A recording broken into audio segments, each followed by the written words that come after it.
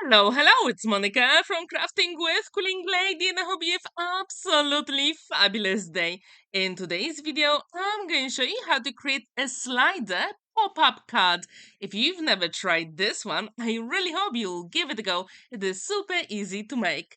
First, I've got 6 by 6 inches cut blank, and I'm going to fold it in half and burnish that scoreline. Super quick and simple. And this is my second cut in that pop-up series. So if you haven't seen my first video, the link is at the top right corner. Now I'm going to use brown mood design papers from Craft O'Clock, and I chose the darker and lighter colors. With the darker design papers, I'm going to cut them to 5 3/4 by 5 3/4. And then the light one will be 5 1/4 by 5 1/4 of an inch. Now it will be time to assemble them together. Recently, I watched a tutorial on YouTube with that slider card, and I thought I really want to give it a go. So if you'd like to check the inspiration, I left the link in the description down below. And I have to say that I didn't only subscribe to the channel, but I also follow them, and they've got so many amazing fancy folds as well. So please check that YouTube channel. Don't forget the link is in the description down below. So now when these two panels are ready, inside of the card, we can create the mechanism, and it is super easy to make. First, I need a panel that measures 1 1/2 of an inch by 7 inches. And we're going to create two score lines, one at 1/2 of an inch and then 6 1/2. Super quick and simple. Now it will be time to fold and burnish it, and that will be, let's say, the bell that holds the mechanism. It is very crucial. If you want, you can make it wider as well. So when this panel is ready, then we have to create the other panel. And that one is 1 1/2 by 10 inches. And I'm going to score it at 1/2 an inch, 5 inches, then 7 inches, 7 1/2 of an inch, and then 9 1/2. If you cannot do it like I can do it here, turn it 180 degrees and score it at 1/2 of an inch. Now it will be time to fold and burnish it. Super quick and simple. So you can use your scoring tool as well to do the job for you. And it's always very crucial to burnish it very well. So this way the mechanism is going to work amazingly. If you do like pop-up cards, don't forget to check my first video in that series, and I'm going to have another one very soon for you, obviously with the autumn theme as well. So now as you can see, all the score lines create like a triangle, and the first one on the left has to go down. So that's how it's going to work. But first we have to decorate those panels. So I chose the same design papers from Craft O'Clock, and my first panel is 1 1/4 by 4 1/4 of an inch, and then I need two panels 1 1/4 by 1 3/4. So this 1 1/4 by 1 3/4.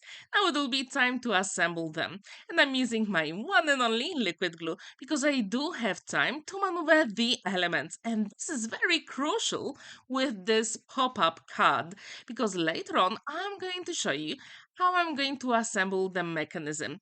And actually the liquid glue is going to make a difference because I'm going to maneuver it so it actually fits when the card is closed. But I'll show you that in a moment. So my mechanism is ready. Now I have to design that beautiful element here. So I need 1 1/4 by 5 3/4 of an inch design paper. And here I only used the leftovers from that collection. So I didn't start any new design paper, which I absolutely love. So if you do have any scraps of your favorite design papers, fancy folds and pop-up cards are for you. I'm going to start with that longer mechanism. I'm going to put the glue on that flap, and I'm going to line it up with the design paper on the left hand side. So as you can see, when I open it, it's going to match that design paper on the left hand side. So it goes through that scoring line here. Make sure the glue is set before you move on to the next step. So when this is ready, then I have to assemble that belt. So I'm going to put the glue on the top and the bottom flaps. But I'm also going to attach the flap of that mechanism. And this is very crucial. And I'm going to use liquid glue here, but I'm not going to put it on the sides of the flaps because I'm going to maneuver it a little bit. And this is the trick here, because you have to make sure you can close the card. Now I'm going to put the glue on that flap. As you can see, it touches the design paper. Now I'm going to maneuver that belt so I can actually close the card and it goes flat. That is the secret. So if you do use liquid glue with that belt, make sure you don't put it on the sides. So I'm very happy with the mechanism. It works really well and it gives me all the dimension. Now I'm going to use Golden Days beautiful elements from that collection from Mintay, and I'm going to fussy cut some of the elements. And you can see them all on the left hand side. As you know, I decided to choose autumn theme. It is beautiful.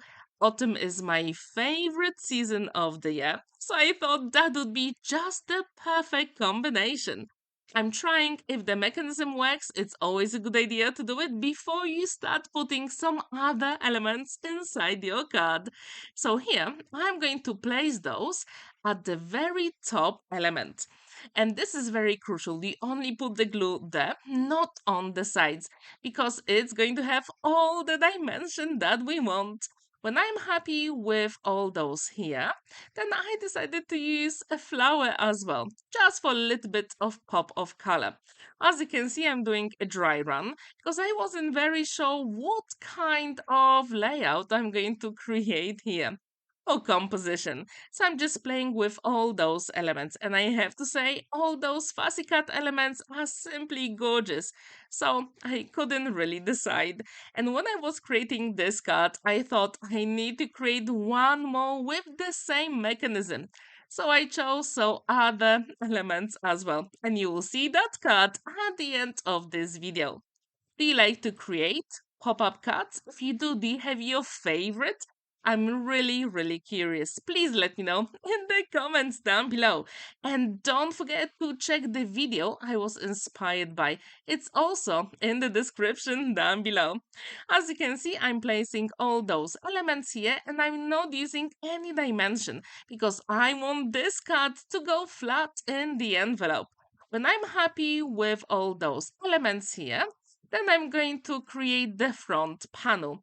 Again, I'm going to use the same collection from Craft O'Clock, and the bigger panel will be 5 3/4 by 5 3/4 of an inch, and the smaller one 5 1/4 by 5 1/4 of an inch. Then I'm going to assemble them, and what I did here, I used some of the scraps from that collection from my previous card, and this is the way to go to make your card even more interesting. So these are the elements I had left over. To be honest, I made them slightly smaller to fit the composition, and I'm just playing with it. I'm putting them where I think they will look really well. And then I'm going to assemble them using my one and only liquid glue. And as you can see, those elements really add more interest to the card. So if you do have any scraps, I do encourage you to use them at the front of your beautiful handmade card as well. Because not only this is a very good quality card, but also it gives you that extra interest and dimension as well, especially with the contrast between darker and lighter, like in this case. Now I'm going to place some fussy cut elements. It's always a good idea to do a dry run just to make sure all the elements will be there where you want them. And I really wanted to add that leaves here, but I couldn't decide where to put them, at the front or maybe behind some of the elements. So that's why the dry run is the best idea. So, what do you think about the color scheme for my pop up cards? Do you like them? I really hope you do. And I also wonder, have you used any of the Polish Brown's design papers or collections? If you have, please let me know which one have you used or which one do you have in your stash. I'm really curious. So far, I have to say that all the Polish brands I use with the design papers, the quality is absolutely stunning. So now I'm going to place all those elements, but with that rectangle at the top, I think something is missing. So I still have couple of elements left on my left hand side. And then I thought I need to add something there because I didn't want to use gems just for this card because I thought that would be a little bit too much. But first, I also added few sentiments from that SnipArt company. I really like it, and I have to say, all those chipboards elements are simply the best, and I really mean it. As you can see here, I'm using some for birthday, and they are in Polish. However, I have to say, all the chibos they've got are simply amazing. If you haven't seen my video where I got them from a craft fair in Poznań, the link is at the top right corner so you can check it out.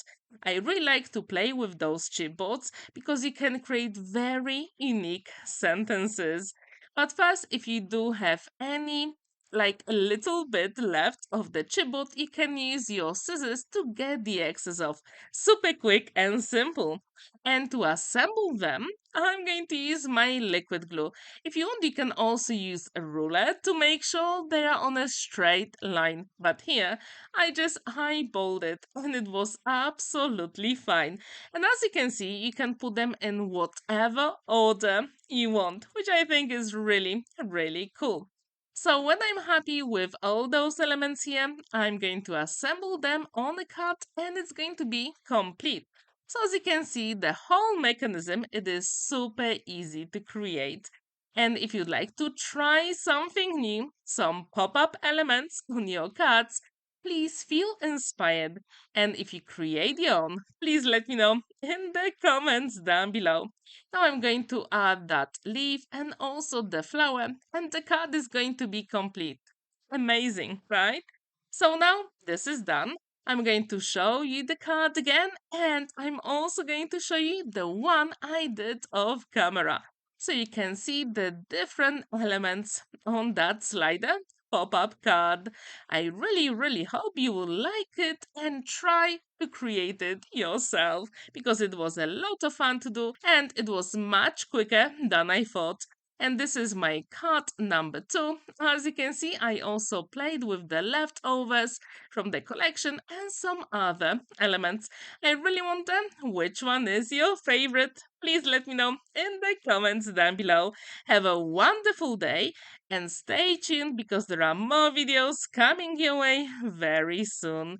I really hope you'll feel inspired. Have a wonderful day and happy crafting! Bye for now!